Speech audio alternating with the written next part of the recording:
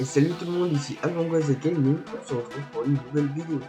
Donc si vous aimez cette vidéo que je vais vous faire, n'hésitez pas à vous abonner, à cliquer sur la cloche et à mettre un like, ça me fera extrêmement plaisir.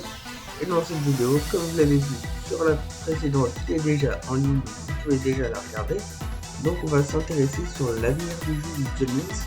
En effet, il y a beaucoup d'inconvénients au jeu match qui soit très présent à jouer. Et tous ces inconvénients, ça fait que un autre jeu, Master Duel, applique dessus.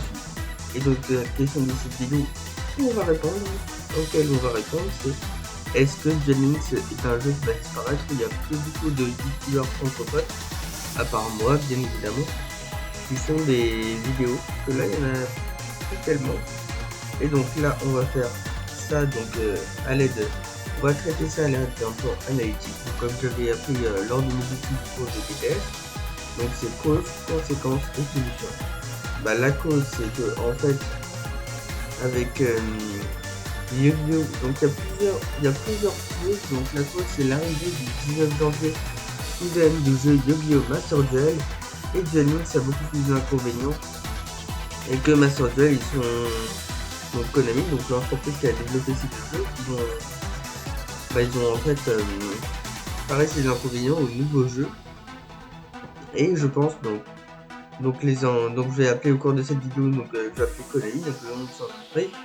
Et en fait les autres causes c'est que je pense que déjà le premier événement que le festival X6, c'est un événement intéressant avec il y a bien du contenu pour les compétitifs, tandis que sur John Lynx le contenu il y a pas on avait eu un événement qui avait apporté du contenu compétitif, c'est l'événement de Kite. Donc précédemment dans ma vidéo je vous ai fait la présentation du deck Photon. Et donc du coup ça c'est un event où il y avait des cartes compétitives, il y avait la carte c'était l'avanceur Photon et nous développer Kite avec le Photon Galactique qui sera une bonne carte compétitive, ainsi que les Galaxion et ça, donc en x3 le Florus Champion de destruction. Et tandis qu'à part ça, les autres cartes on n'a pas tellement de contenu compétitif. Actuellement on a le deck Mechlord et qui ne fait pas de résultats. On avait eu dans certaines aussi il faut sortir des box avec beaucoup plus compétitif. Et aussi c'est ça le problème de ces inconvénients. Encore un autre inconvénient que j'ai trouvé, c'est que en fait après je crois que d'après ce que j'ai vu, il n'y a pas trop de problème par rapport au classé, vu que moi je n'ai pas encore testé le mode classé de Master Duel.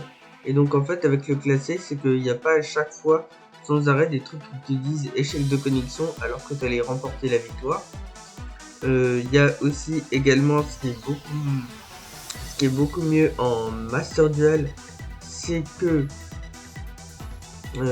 en fait c'est quand vous achetez des boosters, en fait après 10 boosters, donc sur les offres ou sans tout ça, ils vous disent en gros par exemple ça, dans les 10 boosters vous avez une carte SR garantie. Après dans les 10 autres boosters vous avez une carte UR garantie. Ce qui veut dire que les joueurs ils savent que les cartes UR ou SR et tout ça ils seront garanties. Après il y a également un autre système, le système de coupe UR, de coupons UR OSR rare commune. C'est à dire que en fait avec ces coupons là vous pouvez crafter, donc vous pouvez obtenir une carte que vous n'avez pas, donc dans la rareté, donc UR rare commune ou super rare. Et donc ça c'est extrêmement bien pour la construction de deck.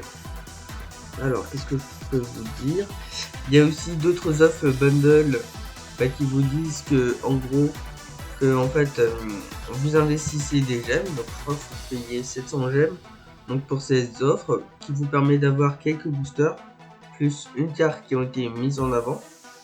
Il y a même si c'est sur John Lynx, mais John Lynx en fait on est obligé d'investir de l'argent.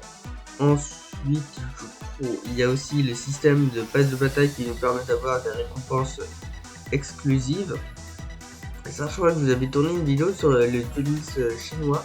Il y avait le même système. Donc ça, c'était il y a longtemps, mais c'est disponible sur la chaîne, bien évidemment. Et alors... ça, c'est tout ce que... En gros, ouais, ce sera... Et donc du coup, c'est toutes les causes qui font que Duelings est un jeu qui est désormais délaissé, ouais, le contenu d'événements répétitifs et tout ça. Les conséquences de tout ça, c'est que en fait, Duelings c'est un très bon jeu, un excellent jeu. Il pourrait être meilleur, mais vers beaucoup de joueurs, ils se tournent vers Master Duel. Il y a beaucoup d'avantages, c'est la nouveauté du moment, et le jeu se fasse délaisser. Et les solutions, donc c'est-à-dire les points qui pourraient améliorer. Donc on pourrait voir ce Duelings également, c'est ça, c'est un autre point que j'ai remarqué durant la précédente KC Cup. Donc c'est que en fait quand on s'est fait vaincre par un adversaire, bah, comme le mode classé, il pourra mettre par exemple l'icône du deck et on pourrait voir la decklist qu'a utilisé l'adversaire. Donc pour nous vaincre, il pourrait y avoir ça. Il pourrait y avoir également, il pourrait enfin résoudre une fois pour toutes les systèmes d'erreur de connexion. Il pourrait aussi faire les tickets de coupons de cartes qui nous permettrait de construire beaucoup plus rapidement nos decks, les systèmes de savoir les servir qu'on va avoir, donc les raretés de cartes. Enfin, il y a plein de choses comme ça qu'on pourrait également améliorer dans ce jeu. Donc qu'est-ce qu'on pourrait améliorer d'autre? Je crois que c'est tout, donc on pourrait améliorer sur le jeu de Lynx. Et donc du coup, en tout cas, donc donc j'espère que ces solutions que je vous dis, elles seront mises en œuvre par Konami. Ah oui, il y a aussi des contenus d'événements avec des bonnes récompenses et arrêter du contenu répétitif qui fait Konami. Et donc du coup voilà, c'était à peu près tout de ce qu'il y avait. Après, après comme il y a d'autres avantages qui surpassent Master Duel, c'est dommage parce que en fait en conclusion, parce que c'est un très bon jeu. Il y a même sur le plan des animations, c'est un jeu qui surpasse Master Duel parce que les animations du Duelings elles sont vives, on a des compétences, le jeu est plus simple à jouer. On peut, malgré le fait qu'on a 3 monstres et 3 images du piège, on peut avoir des decks, on a des decks compétitifs qui marchent, comme le deck Photon, il y en a plein d'autres, le deck Photon. Après, de ce qu'on discutera de l'après-midi, voire fin d'après-midi, on discutera également des decks qui ont deux decks free-to-play qui ont performé en KC Cup. Donc, soit il y a tout ça. Donc du coup, c'est aussi vous avez des points à soulever pour améliorer le jeu de Yu-Gi-Oh! Duelings. N'hésitez pas à les soumettre dans l'espace juste en dessous des commentaires. Et encore une fois, si vous appréciez cette vidéo, n'hésitez pas à vous abonner, à liker cette vidéo, à cliquer sur la cloche, sachant que je fais du contenu assez souvent, sachant que concernant donc la nouvelle box, elle sera annoncée je pense lundi.